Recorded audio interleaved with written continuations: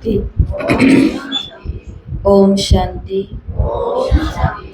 ओम शांति। 8 जून 2026 बाबा ने कहा, मीठे बच्चे, ये सारी विश्व ईश्वरीय फैमिली है। इसलिए गाते हैं, तुम मात पिता हम बालक तेरे। तुम अभी प्रैक्टिकल में गॉडली फैमिली के बने हो। ये सारी विश्व ईश्वरीय फैमिली है। इसलिए गाते हैं, तुम मात पिता हम बालक तेरे।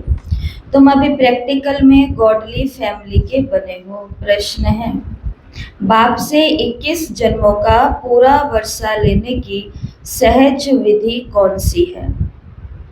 उत्तर, संगम पर शिव बाबा को अपना वारिस बनाओ, तन मन धन से बलिहार जाओ, तो 21 जन्मों के लिए पूरा वर्षा प्राप्त होगा। बाबा कहें, जो बच्चे संगम पर अपना पुराना सब कुछ इंश्योर करते हैं, उन्हें मैं रिटर्न में 21 जन्मों तक देता हूँ। जो अपना एक जन्म के लिए पुराना सब इंश्योर करते हैं, उन्हें मैं 21 जन्मों तक देता हूँ। और आज की मुरली से गीत है, नयनहीन को राह दिखाओ प्रभु। ओम शांति। ओम शांति। बच्चों ने गीत सुना। ये भगत भगवान को पुकारते हैं। भगवान को पूरा ना जानने के कारण मनुष्य कितने दुखी हैं। भक्ति मार्ग में कितना माथा मारते हैं। सिर्फ इस जीवन की बात नहीं है, जब से भक्ति शुरू हुई है तब से धक्के खा रहे हैं। भारत में ही देवी देवताओं का राज्य था, जिसको स्वर्ग सचखंड कहा जाता था। भारत सचखंड है। भारत की महिमा बड़ी जबरदस्त है, क्योंकि भारत परमपिता परमात्मा का बर्थ प्लेस है। भगवान की अवतरण भूमि कौन सी है? भारत। तो भारत में पैदा होना, भारत में रहना, फिर भारत से ही लेना, माना भारत में कमाना, और फिर बाद में भारत को ही देना, तो ये आत्माओं का भाग्य है, क्योंकि इस धरती पर परमपिता परमात्मा का ये बर्थ प्लेस है। उनका असल नाम शिव है। बाबा ने कहा, शिव जयंती मनाते हैं। रुद्र व सोमनाथ जयंती नहीं कहा जाता, शिव जयंती व शिवरात्रि कहा जाता है। स्वर्ग की स्थापना करने वाला वो ही हेवनली गॉडफादर है। अब सभी भक्तों का भगवान तो जरूर एक ही होना चाहिए। सभी नयनहीन हैं, अर्थात ज्ञान के चक्षु व डिवाइन इंसाइट नहीं है। भगवान उवाच, मैं तुमको राजयोग सिखाता हूँ। श्रीमद् भगवत गीता है मुख्य। श्री अर्थात श्रेष्ठ मत। अब तुमको बुद्धिमान बनाया जाता है। दिव्य चक्षु अर्थात ज्ञान का तीसरा नेत्र दिखाते हैं। वास्तव में ज्ञान का तीसरा नेत्र तुम ब्राह्मणों को मिलता है, जिससे तुम बाप को और रचना के आदि मध्य अंत को जान जाते हो। इस समय सभी में देह अहंकार व 5 विकार हैं, इसलिए घोर अंधियारे में है। तुम बच्चों के पास रोशनी है। तुम्हारी आत्मा सारे वर्ल्ड की हिस्ट्री ज्योग्राफी को जान गई है। आगे तुम सब अज्ञान में थे। ज्ञान अंजन सतगुरु दिया, अज्ञान अंधेर विनाश। जो पूज्य थे वही पुजारी बन चुके। पूज्य है रोशनी में, पुजारी है अंधियारे में। परमात्मा को आपे ही पूज्य, आपे ही पुजारी नहीं कह सकते। वो तो है ही परम पूज्य। वो तो सबको पूज्य बनाने वाला है। उनको कहा जाता है परम पूज्य, परम पिता, परम आत्मा यानी परमात्मा। श्री कृष्ण को ऐसे थोड़ी कहेंगे, वो सबका गॉडफादर नहीं है। निराकार गॉड को ही सब गॉडफादर कहते हैं। है वो भी आत्मा, परंतु परम। इसलिए उनको परमात्मा कहा जाता है। वो परमात्मा सदैव परम धाम में रहने वाले हैं। अंग्रेजी में उनको सुप्रीम सोल कहा जाता है। बाप कहते हैं तुम गाते भी हो, आत्मा परमात्मा अलग रहे बहुकाल, सुंदर सुंदर मेला कर दिया जब सतगुरु मिला दलाल। ऐसे नहीं कि परमात्मा परमात्मा से अलग रहे बहुकाल। बाबा ने कहा ऐसे तो नहीं कहते ना कि परमात्मा परमात्मा से अलग रहे बहुकाल, आत्मा परमात्मा से नहीं। ये पहले नंबर का अज्ञान है। आत्मा सो परमात्मा, परमात्मा सो आत्मा कहना। आत्मा तो जन्म मरण में आती है, परमात्मा थोड़े ही पुनर्जन्म में आते हैं। बाप बैठ समझाते हैं तुम भारतवासी स्वर्गवासी पूज्य थे, ह्यूमैनिटी के पूज्य सब देवी देवताएं थे। ये सारी ईश्वर की फैमिली है। ईश्वर है रचता। गाया जाता है तुम माता पिता हम बालक तेरे, तो फैमिली हो गई ना। बाबा ने कहा अच्छा भला ये तो बताओ तुम माता पिता कहते किसको हो? ये कौन कहते हैं, किसको कहते हैं और कौन कहते हैं? तो किसको कहते आए हैं आज तक माता पिता? जिस भी देवता के आगे जाते थे उसको क्या देते थे कि तुम माता पिता हम बालक, आप भी हो सब करन करावनहार, आप भी हो सब। फिर किसी पेड़ पौधे के पास जाते थे तो भी यही शुरू कर देते थे, पशु के पास जाते थे तो भी यही शुरू कर देते थे, इंसान के पास जाते थे संत महात्मा गुरुजन उनके पास भी जा कर के यही बोलना शुरू कर देते थे, पटाते थे स्वार्थ पूर्ति के लिए। आप भी हमारे माई बाप हो। उसके बाद वो माई बाप क्या कर रहा है, कहाँ है भी या नहीं भी, उसको कुछ खाने, वो नाग पंचमी पर दूध ही दूध, दूध ही दूध, दूध ही दूध। उसके बाद उस माई बाप का हो क्या रहा है कभी पता किया? किसने उसको लाठी मार के मार दिया होगा या उसने किसी को डस डस करके मार दिया होगा। लेकिन हम बच्चे रहे, हमें कभी भी कोई नाग ना काटे, मेरे बच्चों को कभी कोई नाग ना काटे, इसके लिए वो भी बना बना करके उसकी भी पूजा कर दी और दूध डाल डाल के आगे बिल्लों के पास में बिल, या फिर जो भी हम करते हैं गौ माता के साथ में, या जो भी हम करते हैं चूहों के साथ में, उधर पूजा वो है कि चूहों की इधर पिंजरे लगा के उन्हें पकड़ रहे हैं, छोड़ दो घर में, जैसे देशनोक के अंदर छोड़े हुए हैं, हिम्मत है तो नहीं छोड़ सकते। इसलिए बाबा ने कहा कि भटकते भटकते धक्के खाते खाते अनेकों को परम पिता मानते मानते एक तो उससे दूर हो गए वो रियल। दूसरा कारण ये हुआ कि हमारी जो प्योरिटी थी, हमारी जो शुद्धता थी, वो और भी ज्यादा स्वार्थ से भरने लग गई। कान के अंदर बस इतना भी सुन लिया, उधर जाओगे सारी मनोकामना पूरी हो जाएगी। ऐसे बिस्तरे से उठा ही नहीं जा रहा है, लेकिन मनोकामना पूरी कराने के लिए कहाँ के कहाँ पहुंच जाएंगे। राइट या रॉन्ग? तो फिर भगवान को दिखता नहीं है, वो सबको आंख देने वाला है, उसको नहीं दिख रहा कि मेरे पीछे क्यों पड़े हैं, मेरे लिए नहीं पड़े हैं, मेरे से कुछ स्वार्थ पूर्ति करने के लिए पड़े हैं। तो फिर वो भी अपने भोले भाले बच्चों के ही नजदीक जाता है, उसको ऐसे चंट चलाक नहीं चाहिए, उनको वो नहीं लेता है। इसलिए शिव बाबा ने कहा कि ये किसको कहते हो माता पिता, जरा ये तो बताओ, और कहता कौन है ये भी तो नहीं पता कि कहने वाली भी आत्मा है, कहने वाली भी मैं माँ हूँ, मैं पत्नी हूँ, मैं स्त्री हूँ।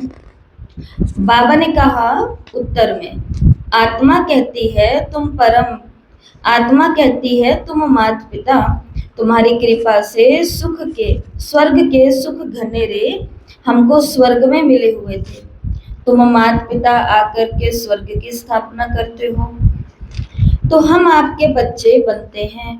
बाप कहते हैं मैं संगम पर ही आकर के राजयोग सिखाता हूँ नई दुनिया के लिए। मनुष्यों की बुद्धि बिल्कुल ही भ्रष्ट हो गई है। स्वर्ग को नरक समझ लेते हैं। कहते हैं वहां भी कंस, जरासंधी, हिरण्यकश्यप आदि थे। बाप आकर के समझाते हैं, क्या तुम भूल गए हो? मेरी तो शिव जयंती भी तुम भारत में ही मनाते हो। गाया भी जाता है शिवरात्रि। कौन सी रात्रि? ये ब्रह्मा की बेहद की रात्रि। बाप संगम पर आकर के रात्रि से दिन अर्थात नरक से स्वर्ग बनाते हैं। शिवरात्रि के अर्थ का भी किसी को पता नहीं। भगवान है निराकार, मनुष्यों के तो जन्म बाय जन्म नाम बदलते रहते हैं। परमात्मा कहते हैं मेरा तो कोई शरीर नहीं है, मेरा नाम ही है शिव। मैं सिर्फ बूढ़े वानप्रस्थ तन का आधार लेता हूँ। ये पूज्य था, अब पुजारी बना। शिव बाबा आकर के स्वर्ग रचते हैं। हम उनके बच्चे हैं तो जरूर हम स्वर्ग के मालिक होने चाहिए ना। शिव बाबा है ऊंचते ऊंच, ब्रह्मा विष्णु शंकर का भी अपना अपना पाठ है। हर एक आत्मा में अपना सुख दुख का पाठ नुधा हुआ है। तुम जानते हो हम शिव बाबा के वारिस बने थे। शिव बाबा ने स्वर्गवासी बनाया था, तब तो उनको सब याद करते हैं। ओ गॉड रहम करो। साधु भी साधना करते हैं क्योंकि यहाँ दुख है, इसलिए निर्वाण में जाना चाहते हैं। वो खुद जाना चाहते हैं और हम उनके पीछे पड़े हुए कि आप हमको यहाँ सुखी बनाओ। वो कह रहे यहाँ सुख है ही नहीं, यहाँ नहीं है, तभी तो हम भी कहीं और जाने के लिए गृहस्थी नहीं बने, हम भी सन्यासी बने हैं। लेकिन इंसान की बुद्धि कैसी हो चुकी है कि सन्यासियों के पास जा करके संसार की चीजों की उम्मीद करते हैं। संसार में सुख होता तो वो भगवा और सफेद और ऐसे क्यों बने होते खुद ही। लेकिन बाबा ने कहा नर्क के अंदर क्या हो जाती है, सबकी बुद्धि भ्रष्ट होती है कि नहीं होती है? भ्रष्ट बुद्धि होती है कि नहीं होती है? होती है।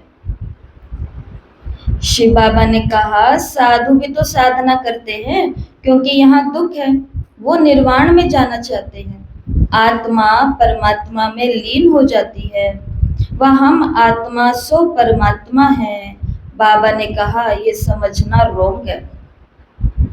अब तुम कहते हो हम आत्मा परम धाम में रहने वाली हैं, फिर देवता कुल में आएंगे और फिर 84 जन्म लेंगे। हम आत्मा वर्णों में आती है। तो हाथ ऊपर करना, बोलना किसी को भी नहीं है, कोई कितना भी होशियार हो। हाथ ऊपर करना कि वर्ण कितने होते हैं और कौन कौन से होते हैं। बाबा ने कहा आत्मा वर्णों में आती है, हम आत्माएं वर्णों में आती हैं। तो वर्ण कितने होते हैं और कौन कौन से होते हैं, जिसको मालूम है हाथ ऊपर करो।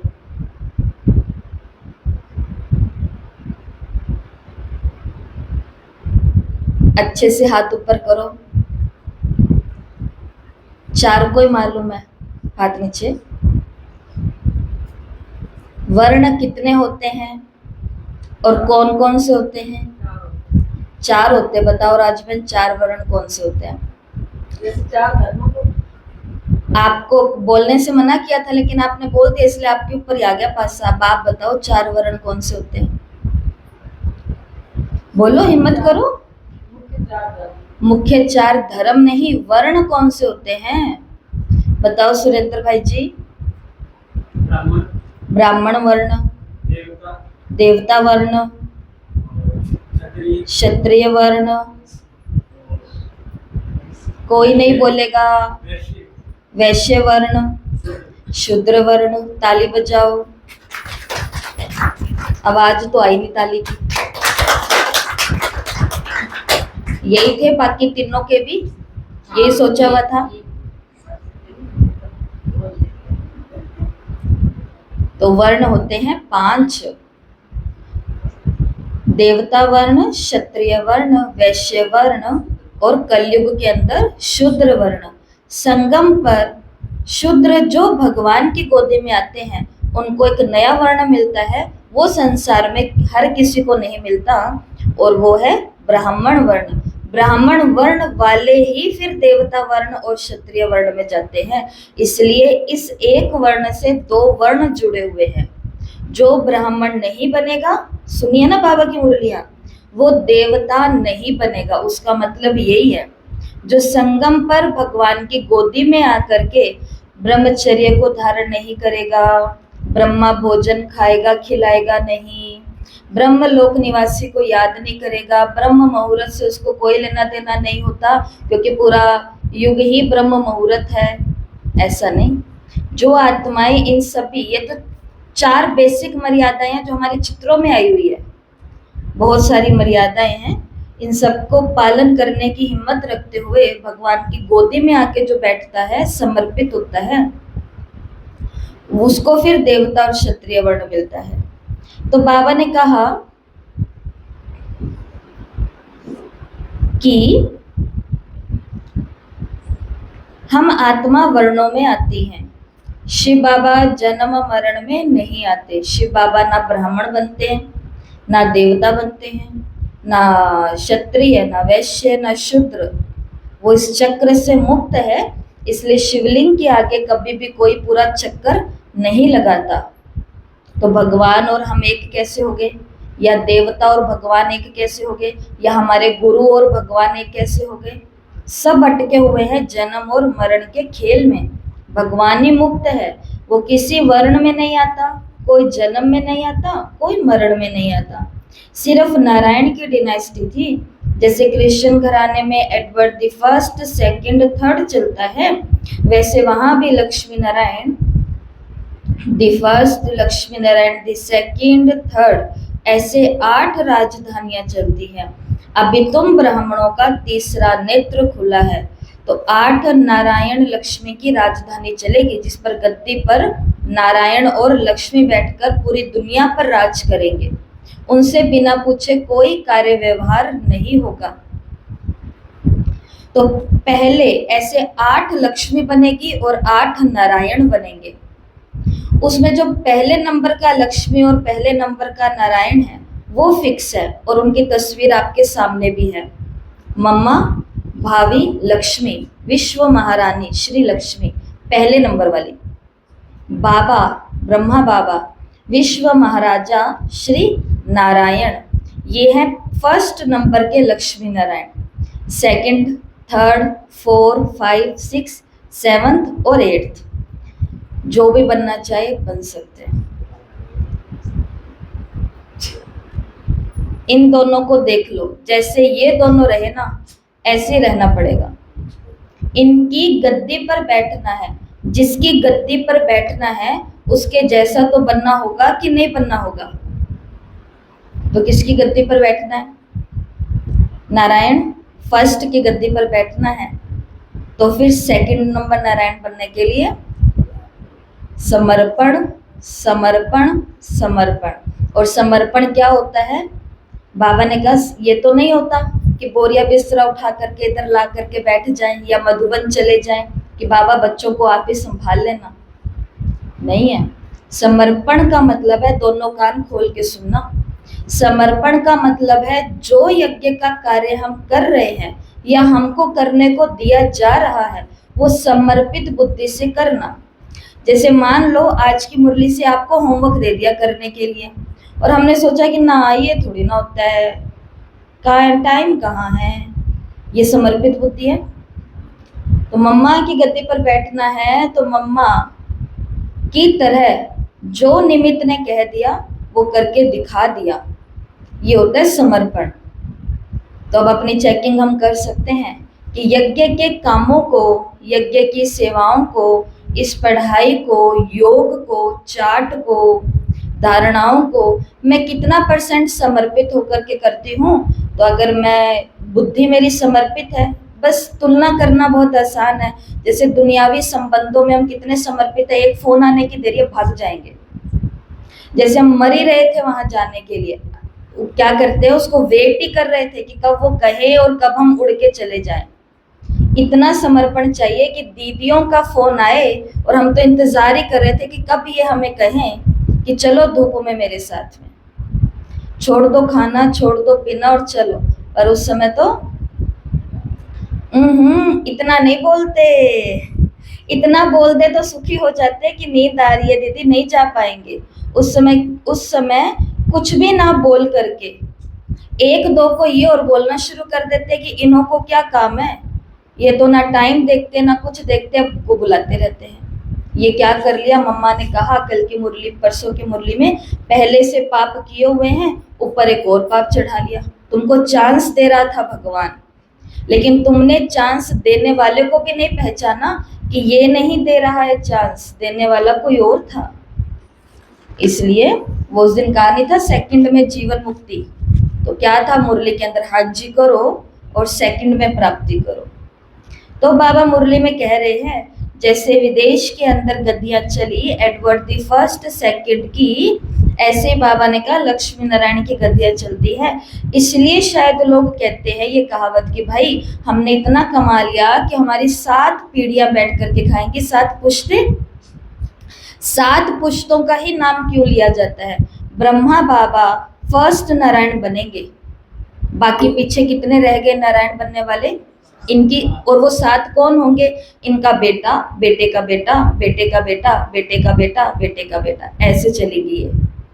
तो 7 पीढ़ियां हुई कि नहीं हुई, ऐसे बैठ करके खाएंगी। तो इतना हमको, इसलिए आज की मुरली का महावाक्य वारिस बनने का, वारिस का मतलब बेटा ही होता है। इस जन्म में भगवान को अपना बेटा बनाओ, और उस दिन भी सबको बताया था भगवान को बेटा बनाने का मतलब, हाँ, भगवान को वारिस बनाने का मतलब अपने सेंटर को वारिस बनाओ, अपने सेंटर को, अपने सेवा केंद्र को अपना बच्चा बनाओ। और अपना बच्चा बना, अभी हम कल्याण भूमि के अंदर वो लगा के आए, तो लोग तो आते जाते बोल के जाते हैं कि आप इन जगहों को गोद ले लो। तो गोद लेने का मतलब क्या होता है, देखभाल करो। सच में उसको गोद में थोड़ी ना लेकर के, सच में सेंटर को कैसे बच्चा बनाओगे, कहाँ इसका हाथ है और कहाँ पैर है, कहाँ इसका मुंह है जहां हम डालें कुछ। तो ये चीजें होती है जिनको हम कभी कभी इधर उधर से समझ लेते हैं। शिव बाबा ने तो कहा अभी तुम ब्राह्मणों का तीसरा नेत्र खुला है, तीसरा नेत्र खुला है तो हम 2 आंखों से नहीं, तीसरी आंख से सोचते और देखते और बोलते और सब कुछ करते हैं। शिव बाबा ने कहा वर्णों का भी चित्र बनाते हैं जिसमें देवता, क्षत्रिय, वैश्य, शूद्र, ब्राह्मण बनाते हैं। अब तुम जानते हो हम सब ब्राह्मण चोटी हैं, इस समय हम हैं ईश्वरीय औलाद प्रैक्टिकल में। इस सहज राजयोग और ज्ञान से हमको सुख घनेरे मिलते हैं। कोई तो सूर्यवंशी राजधानी का वर्षा लेते हैं, कोई चंद्रवंशी का। सारी किंगडम स्थापन हो रही है, सारी राजधानी स्थापन हो रही है।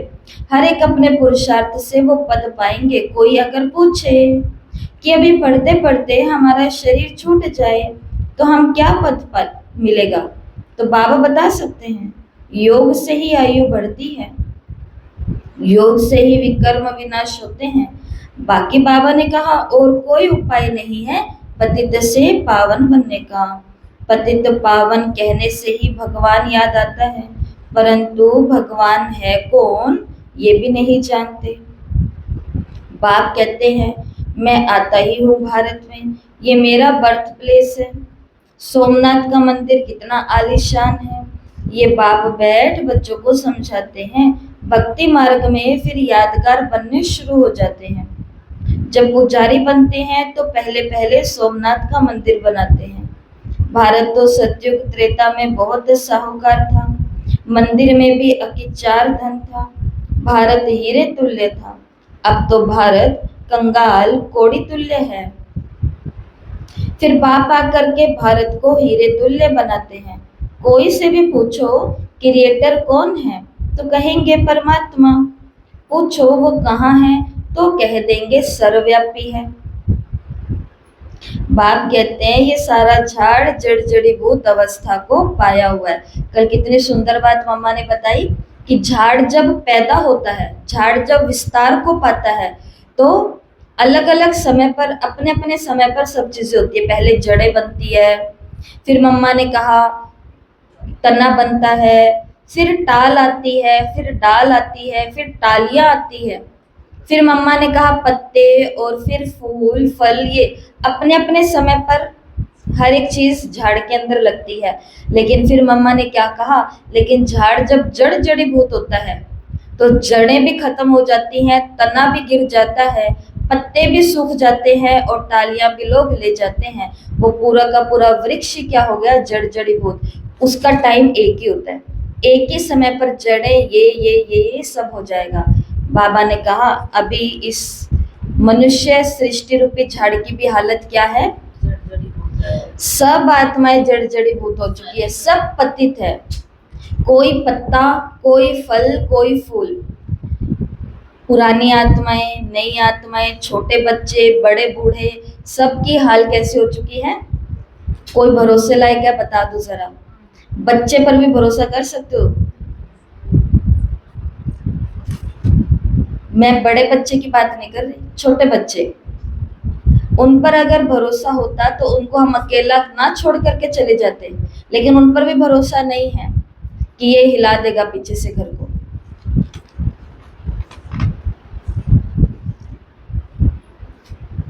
लेकिन पहले तो ऐसा नहीं होता था। पहले तो माँ बाप कहीं तीर्थों पर, मंदिरों पर जा रहे, कहीं है, बच्चे आराम से अपना अपना सब कर लेते हैं थे। शिव बाबा ने कहा कि अभी ये झाड़ क्या हो चुका है, बिल्कुल जड़ जड़ीभूत हो चुका है। अपने को देखा जाता है कि हम लायक बने हैं जो बाबा मम्मा की गद्दी नशीन बन सके। ज्यादा मेहनत का काम नहीं है।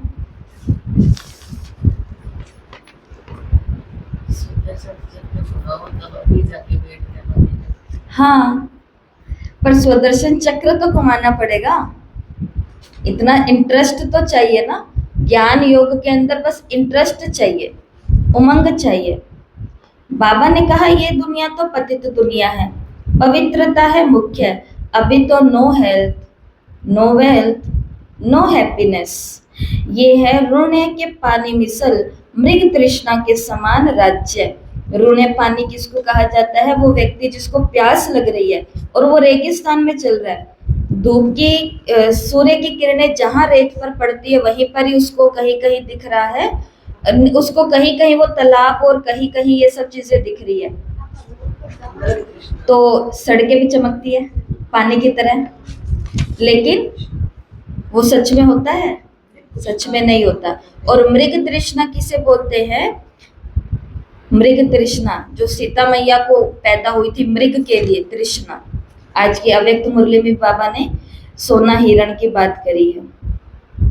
इस पर भी दुर्योधन की कहानी शास्त्रों में लिखी हुई है। दुर्योधन किसको कहा जाता है, विकारी को कहा जाता है। द्रौपदियां कहती है हमारी लाज रखो, सब द्रौपदियां है ना, ये बच्चियां स्वर्ग का द्वार है। बाबा कितना अच्छी रीति से समझाते हैं। जिनका बुद्धि योग पूरी रीति से लगा होगा तो धारणा भी होगी। नॉलेज हमेशा ब्रह्मचर्य में ही पढ़ी जाती है। बाप कहते हैं ग्रस्त व्यवहार में रहते कमल फूल समान रहना है, दोनों तरफ निभाना है, मरना भी जरूर है। मरने समय मनुष्य को मंत्र देते हैं। बाप कहते हैं कि तुम सब मरने वाले हो, मैं कालों का काल वापस ले जाने वाला हूँ, तो खुशी होनी चाहिए ना। फिर जो अच्छी रीति से पढ़ेंगे वो स्वर्ग के मालिक बनेंगे, और नहीं पढ़ेंगे तो बाबा ने कहा प्रजा पद पाएंगे। यहाँ तुम आए हो राज्य पद पाने, ये पढ़ाई है, इसमें कोई अंधश्रद्धा की बात नहीं है। ये पढ़ाई है राजाई के लिए। जैसे पढ़ाई की एम ऑब्जेक्ट होती है, बैरिस्टर बनेगा तो जरूर योग पढ़ाने वाले टीचर से तो रखना पड़ेगा। यहाँ तुमको भगवान पढ़ाते हैं तो उनसे योग लगाना है। बाप कहते हैं मैं परम धाम बहुत दूर से आता हूँ। परम धाम कितना ऊंच है, सूक्ष्म वतन से भी ऊंच। वहां आने में मुझे सेकंड लगता है, उनसे तीखा और कुछ हो नहीं सकता। सेकंड में जीवन मुक्ति देता हूँ। जनक का मिसाल है ना, अभी तो नर्क पुरानी दुनिया है, नई दुनिया स्वर्ग को कहा जाता है। बाप नर्क का विनाश कराए स्वर्ग का मालिक बनाते हैं। बाकी सब आत्माएं शांति धाम चली जाएंगी। जो कहते हैं कि कौन सा स्वर्ग, कैसा स्वर्ग, आपको दिख रहा है, आपको दिख रहा है? तो बाबा ने कहा चुपचाप सुनते जाओ इनको, कोई आर्ग्यूमेंट नहीं करनी, कोई ज्यादा किसी को नहीं समझाना, क्योंकि वो हमसे ज्यादा समझदार है। उन आत्माओं के लिए सुख धाम नहीं है, उन आत्माओं के लिए शांति धाम है। बच्चा, बड़ा बच्चा कोई काम कर रहा है तो छोटे बच्चे को माँ अपने पास रख लेती है ना, कि तू मेरे पास ही ठीक है, उनको करने दे अपना अपना काम। ऐसे ही शिव बाबा इन बच्चों को अपने पास बिठा लेंगे विश्राम घर में, और नीचे बाकी आत्मा भाई क्या करेंगे, सुख का रोल प्ले करेंगे देवी देवता बनकर। बाबा ने कहा बाकी सब आत्माएं शांति धाम में चली जाती है। आत्मा इमर्टल है, आत्मा अविनाशी है, उनका पार्ट भी अविनाशी मिला हुआ है।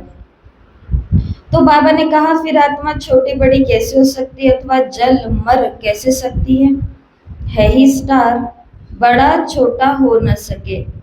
अब तुम हो God fatherly student. God father knowledgeful blissful हैं, वो तुमको पढ़ा रहे हैं। तुम जानते हो इस पढ़ाई से हम सो देवी देवता बनेंगे। तुम भारत की सेवा कर रहे हो। पहले पहले तो बाप का बनना है, और जगह तो गुरु के पास जाते हैं, उनका बनते हैं, अथवा उनको अपना गुरु बनाते हैं। यहाँ तो है बाप, तो पहले बाप का बच्चा बनना पड़े। बाप बच्चों को अपनी जायदाद देते हैं। बाप कहते हैं बच्चे तुम एक्सचेंज करो। एक्सचेंज करने का मतलब है अदला बदली करो। तो क्या एक्सचेंज करो, तुम्हारा कखपन हमारा, हमारा सब कुछ तुम्हारा। तो कखपन छोड़ने को तैयार हैं, दे सकते हैं बाबा को। बाबा हमसे कोई हीरे मोती नहीं मांग रहे, बाबा हमसे कोई कुछ भी चीज, पैसा लत्ता, भगवान क्या करेगा पैसा का, भगवान क्या करेगा हमारी चीजों को लेकर के, उसको तो कुछ नहीं चाहिए। वो कहते हैं कि लो भाई मुझे तो तुम्हारा कखपन दे दो, मोह का विकार दे दो। एक भी आत्मा से मोह कई सारी प्राप्तियों से वंचित कर देगा। सुनाई थी ना कहानी उस दिन, युधिष्ठिर और कुत्ते वाली। ये कहानियां क्यों बनी है, ताकि इंसान कहानी सुन सुन करके अक्लमंद बन जाएगा। मोह दे सकते हैं हम बाबा को, स्माइल करके दिखा रहे हैं, नहीं दे सकते। क्रोध दे सकते हैं बाबा को, वो क्रोध जो मेरे को भी चला रहा है और कईयों को बर्बाद कर रहा है, घर की पूरी शांति को ही खत्म, घर की पूरी शांति को ही खत्म कर देता है, वो वाला क्रोध दे सकते हैं। अभी भी स्माइल कर रहे हैं। अहंकार दे सकते हैं, अहंकार, मैं नहीं दे सकते।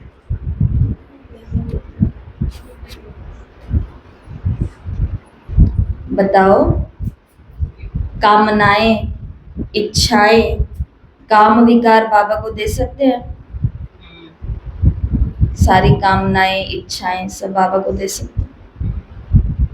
कभी बाबा को ये तो नहीं कहोगे कि बाबा बस एक ये दे दो, बाबा बस एक ये वाला काम कर दो।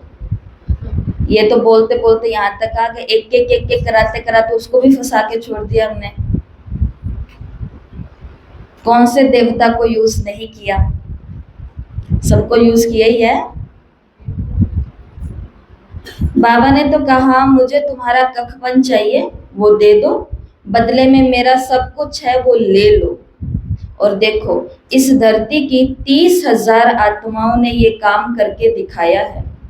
30,000 ब्रह्मा कुमार ब्रह्मा कुमारियां, जिन्होंने काम, क्रोध, लोभ, मोह, अहंकार जो उन्होंने दुनिया के अंदर था वो सारा का सारा किधर लगा दिया, सेवा सेवा सेवा। तो कर रही है ना करने वाली आत्माएं, जो हमसे आधी उम्र की होगी वो आत्माएं ये काम कर रही है। जो अपनी अपनी माँ बाप की एक एक संतानी होगी वो ये काम कर रहे हैं, जिनके पास अपना पूरा यौवन, बहुत बड़ी शक्ति है ये, वो किसी भी दिशा में लगा सकते थे, लेकिन उन्होंने कहाँ लगाई? यहाँ लगाई। तो हमसे छोटे ये काम कर रहे हैं और अनेक ये काम कर रहे हैं और कई सालों से कर रहे हैं। तो इसलिए तो बाबा ने उस मुरली में बोला कि फिर उनको कुछ मांगना नहीं पड़ता। कल की अव्यक्त मुरली, बिना इच्छा के बाबा उन तक सारी चीजें अपने आप पहुंचाता है। वो बात अलग है कि देखने वाले को फिर लोग ही दिखते हैं कि वो दे गए, वो दे गए, वो नहीं दे के गए। पहले उन्होंने समर्पण किया है, तो बाबा ने किसी की बुद्धि के अंदर टच किया कि तुम ये काम मेरे बच्चे का करके आओ। ये होती है चीजें। शिव बाबा ने तो कहा कि तुम्हारा कखपन हमारा, हमारा सब कुछ तुम्हारा, दे सहित दो कुछ है वो मेरे को दे दो। मैं तुम्हारी आत्मा और शरीर दोनों को पवित्र बना दूंगा, फिर अजाई का पद भी दूंगा। तुम्हारे पास जो कुछ है तुम बलि चढ़ा दो तो जीवन मुक्ति मिलेगी। बाबा ये सब आपका है। बाप कहते हैं तुम मुझे वारिस बनाओ, समझे? क्राइस्ट के आगे एक व्यक्ति गया। क्राइस्ट ने कहा ऐसे ही कि मैं आपका हूँ, ऑल, पूरा का पूरा आपका हूँ। क्राइस्ट ने कहा अच्छा, तो अपने बच्चे, पत्नी, जायदाद सबको छोड़ करके तुम मेरे पास आ जाओ। तो वो घबरा गया। हमारा भी तो यही हाल है। बाबा को कहते हैं बाबा ये सब कुछ आपका है, और किसी दिन बाबा की फोटो बोलनी शुरू कर देगी, ठीक है बच्चे मेरा ही है ना, ला करके इधर रख दो। इतने में हम घबराएंगे कि नहीं घबराएंगे? बोलो हाँ। हाँ हाँ ही बोला है। छोड़ के चले जाएंगे, भाई इधर नहीं जाना, इधर मांगने लग गए। और जो हम मांग रहे इतने युगों से भगवान से, वो छोड़ के गया हमको कहीं पर। रोज ही भिखारी बन के पहुंच जाते थे उसके पास में, पहुंचते हैं, अभी भी पहुंचते हैं। अभी भी अधिकारी कौन है? गिने चुने लोग हैं। अभी भी हम भगवान के आगे यही तो बन करके पहुंच जाते हैं रोज। शिव बाबा ने कहा, तो ये क्राइस्ट की बाइबल में एक वाक्य आता है कि वो उसको बोलता है कि मैं आपका हूँ क्राइस्ट। तो क्राइस्ट आगे से बोलता है ठीक है तुम मेरे हो, तो उन सबको के पास अब नहीं जाना, अब तुमको यहीं मेरे पास रहना है। तो फिर वो घबरा गया। बाबा ने कहा बनाओ मुझे वारिस फिर अपना, मैं 21 जन्म तुम्हें वारिस बनाता हूँ, सिर्फ मेरी मत पर चलो। भल धंधा आदि करो, विलायत जाओ, कुछ भी करो, पर मेरी मत पर चलो। खबरदार रहना, माया घड़ी घड़ी पछाड़ेगी। कोई भी विकर्म नहीं करना, श्रीमत पर चलेंगे तो श्रेष्ठ बनेंगे। अच्छा मीठे मीठे सिकिल थे बच्चों प्रति, माता पिता बाप दादा का याद प्यार और गुड मॉर्निंग। रूहानी बाप की रूहानी बच्चों को नमस्ते। हम रूहानी बच्चों की रूहानी माता पिता बाप दादा को याद प्यार, नमस्ते, गुड मॉर्निंग, ओम शांति, शुक्रिया बाबा शुक्रिया, वाह बाबा वाह। धारणा के लिए मुख्य सार पहला, आत्मा और शरीर दोनों को पवित्र बनाने के लिए देह सहित जो कुछ भी है वो बाप के हवाले कर उनकी श्रीमत पर चलो। अब ये पहले पूछो कि बाबा इस शरीर को लेकर के जाऊं क्या वहां पर, क्योंकि शरीर तो मैंने बाबा को दे दिया, तो बाबा से पूछना पड़ेगा बाबा ये धन आपका है तो इस धन को दे दूं क्या उनको खर्चने के लिए? फिर बाबा बताएगा वो तो विकार में खर्चेंगे, वो तो गलत कामों में खर्चेंगे। इसी प्रकार मन के अंदर हम दुनिया को लेकर के आते हैं, इसको कहते हैं कि बाप के हवाले कर दो, फिर उसके बाद श्रीमत पर चलो। दूसरा है माता पिता के गद्दी नशीन बनने के लिए स्वयं को लायक बनाना है। हर काम के लिए पहले लायक बनाना है। खाली ये ढोल नहीं बजाते रहना कि मेरे को ये सेवा नहीं देते, मेरे को ये सेवा नहीं देते, मेरे को नहीं लेके जाते, मेरे को नहीं बताते। उस लायक बनो। सेवा में रहने के लिए, सेवा के जीवन में रहने के लिए अपनी पाचन शक्ति को बढ़ाना पड़ेगा। पाचन शक्ति का मतलब है समाने की शक्ति, क्योंकि सेवा के दायरे में जब हम रहेंगे ना तो कोई भी आकर के अपना कुछ भी बताएगा। और अगर हम बहनों के इर्द गिर्द रहेंगे तो हमें कितनी सारी बातें लोगों की पता चलेगी। लेकिन अगर हमारा किसी से अटैचमेंट है, किसी से मोह है, तो हम तो आकर के सारा उनको बता देंगे। तो फिर ऐसे जो लायक नहीं बना उसको बहनें कोई सेवा के राज बताएंगी या अपने साथ रखेंगे या उनको इन्वॉल्व करेंगे? नहीं करेंगे ना। इसलिए बाबा ने भी ये बातें कही कि अगर गद्दी नशीन बनना है तो पहले इसके लायक बनो, वो गुण धारण करने हैं। और लायक बनने के लिए मुख्य है पवित्रता की धारणा, शुद्ध हृदय चाहिए। रामचरितमानस में आता है कि राम जी पूछ रहे हैं कि बताओ मुझे कौन से भगत, कौन से लोग पसंद नहीं है। तो वो उनकी भाषा के अंदर उसमें लिखा हुआ है जो छल कपट करते हैं। छल कपट जो करते हैं वो राम जी कहते हैं मुझे बिल्कुल अच्छे नहीं लगते हैं। इसलिए क्या चाहिए? पवित्रता चाहिए। जहां का खा रहे हैं वहां के लिए ईमानदार बनो, इसे कहते हैं पवित्रता। वरदान है संगम युग पर अतीन्द्रिय सुख का अनुभव करने वाले डबल प्राप्ति के अधिकारी भव। संगम युग पर अतीन्द्रिय सुख का अनुभव करने वाले डबल प्राप्ति के अधिकारी भव। बाबा ने कहा जो बच्चे संगम युग पर अतीन्द्रिय सुख का अनुभव कर लेते हैं वो सदा शांति और खुशी की डबल प्राप्ति के नशे में रहते हैं, क्योंकि अतीन्द्रिय सुख में ये दो प्राप्तियां समाई हुई हैं। अभी आप बच्चों को जो बाप और वर्षे की प्राप्ति है ये सारे कल्प में नहीं हो सकती। इस समय की प्राप्ति अतीन्द्रिय सुख और नॉलेज फिर कभी भी नहीं मिल सकती। तो इस डबल प्राप्ति के अधिकारी बनो। स्लोगन है एक दो के संस्कारों को जानते हुए उनसे मिलकर चलना यही उन्नति का साधन है। एक दो के संस्कारों को जानते हुए उनसे मिलकर चलना यही उन्नति का साधन है। और आज मातेश्वरी जी के अनमोल महावाक्य हैं। मम्मा की मुरली का टाइटल है सच्चे पातशाह, परमात्मा से सच्चा होकर रहो। मम्मा ने कहा इसी समय अपने आप को बाप परमात्मा द्वारा ये फरमान मिला है, निरंतर मेरी याद में रहो। योग का अर्थ है ईश्वर की याद, योग का अर्थ कोई ध्यान नहीं है। अपना ये सहज योग जो चलते फिरते काम काज करते उसकी याद में रहना, जिसको ही अटूट अखंड योग कहा जाता है। परंतु इसमें निरंतर रहने की प्रैक्टिस की जरूरत है। अगर उसके फरमान पर फरमाबरदार हो नहीं रहेंगे, कोई कुछ कोताही करेंगे, कुछ अवज्ञा करेंगे तो दंड जरूर भोगना पड़ेगा। उसका फरमान है जैसा कर्म मैं करता हूँ मुझे देखकर तुम भी फुट स्टेप लो, नहीं तो माया की चोट खाएंगे। सच्चे पातशाह से सच्चा होकर के रहो। जो भी कुछ माया का विघ्न सतावे वो भी इनके आगे रखना चाहिए, तो उनकी मदद से माया हट जाएगी, रास्ता क्लियर हो जाएगा। फिर तो जहां बिठाएं, जैसा चलाएं, जो खिलाएं, रास्ता क्लियर हो जाएगा। ऐसा साथ देने की बहुत हिम्मत चाहिए। ऐसे महान सौभाग्यशाली बिल्कुल थोड़े निकलेंगे जो अपनी प्रॉब्लम भी बाबा को बताते हैं। बिल्कुल बिल्कुल रियल प्रॉब्लम जो है, रियल प्रॉब्लम तो हम कभी बताते ही नहीं है। जिससे हमें प्रॉब्लम हो रही है ना, हम हमेशा वो प्रॉब्लम बताते हैं, लेकिन असली में प्रॉब्लम मैंने कब क्रिएट की थी अपनी गलती कोई बताता है? जो बच्चा बाबा को ऐसे बताता है ना, मम्मा ने कहा बाबा खुद उसका रास्ता साफ करते हैं। अब वो करेगा काम और कोई उसको आकर के कुछ नहीं कह सकता, क्योंकि भगवान की मदद उसको मिली है और उसके सारे रास्ते क्या हो चुके हैं? साफ हो चुके हैं। लेकिन अगर बाबा से बातें छिपाएंगे, बाबा इसने मुझे दुखी किया है, बाबा इसने मुझे दुखी किया है, लेकिन बाबा को ये तो बताया ही नहीं कि 1 साल पहले तूने इसे दुखी किया था, मैंने किया था बाबा पहले। तो रास्ता कैसे साफ होगा? फिर तो वो आत्मा मेरे लिए द्वेष रखेगी, फिर तो वो आत्मा मुझसे घृणा करेगी।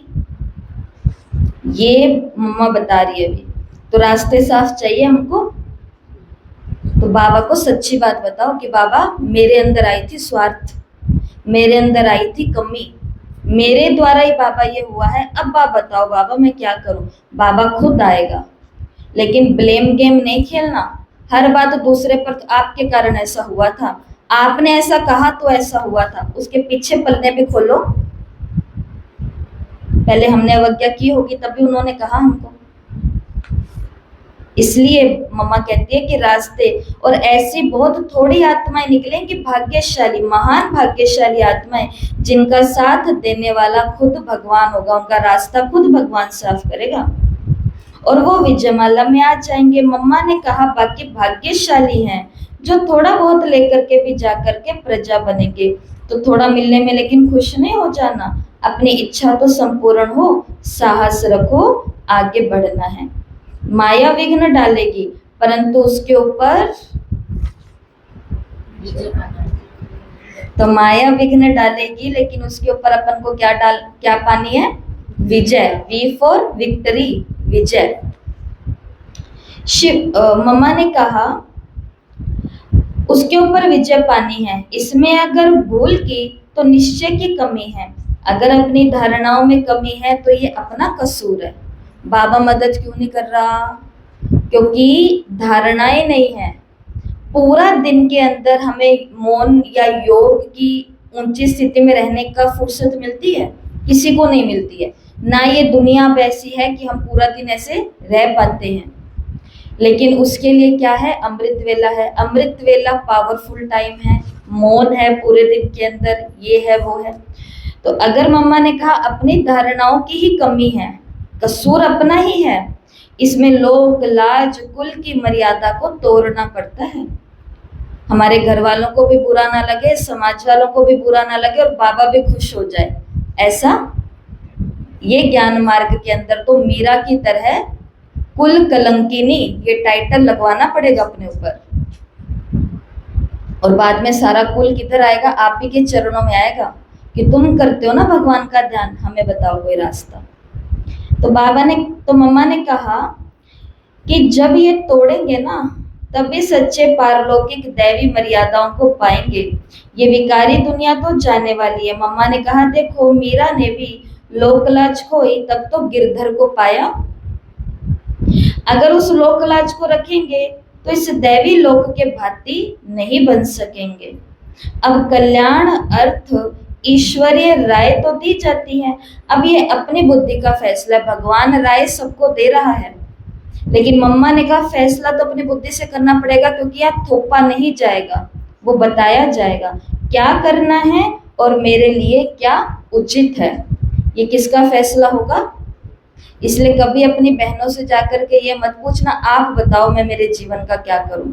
वो बता चुका है भगवान क्या करना है। फैसला किसको करना है? फाइनल वो मुझे ही करना है।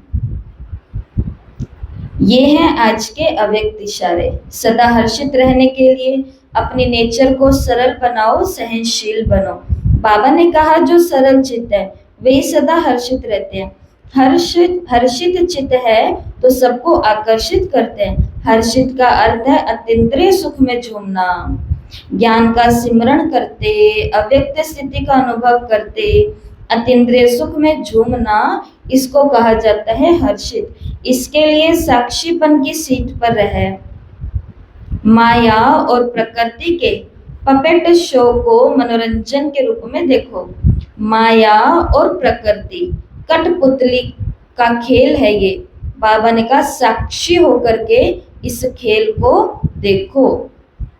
और आज की मुरली से सभी स्वमान लिखेंगे। मैं डबल प्राप्ति की अधिकारी आत्मा हूँ। मैं डबल प्राप्ति की अधिकारी आत्मा हूँ। तो कौन सी डबल प्राप्ति? शांति और खुशी। कौन सी डबल प्राप्ति? बाप और वर्षा। कौन सी डबल प्राप्ति? अतीन्द्रिय सुख और नॉलेज। 3 डबल प्राप्तियां बाबा ने एक साथ बताई है। तो जब ये स्वमान लिखोगे तो याद रखना कि मैं डबल प्राप्ति की अधिकारी आत्मा हूँ। अच्छा, ओम शांति।